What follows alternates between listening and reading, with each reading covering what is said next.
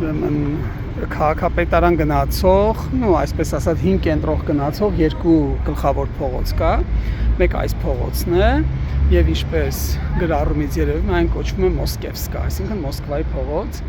եւ որքան էլ չեխերը բողոքեն, եւ բողոքում են եւ չեն սիրում սովետական միությանը, սակայն ոչ միայն լիբերեց, այլև շատ տարածքներ, որը հայտնի են սուդետներ, ազատագրվել են երկրորդ համաշխարհային պատերազմից հետո եւ տրվել են չեխերին սովետական բանակի շնորհիվ, իհարկե իրենք էլ են դա ասում, որպես այսպես ազնվություն եւ ասեմ թե նաեւ որ շատ հայեր են կռվել այստեղ այդ ուրեմն Չեխոսլովակիայի ազատագրման ժամանակ եւ դրանցից մեկը, եթե չեմ սխալվում, Մարտիրոսյան, ուրեմն Արմավիրից է, ով եղել է զինվորական ընդ որում գեներալ։ Ամեն դեպքում իսկ մյուս փողոցը, որը գնում է դեպի քաղաքապետարան, դա արդեն կոչվում է Պրասկա, այսինքն Պրահայի փողոց։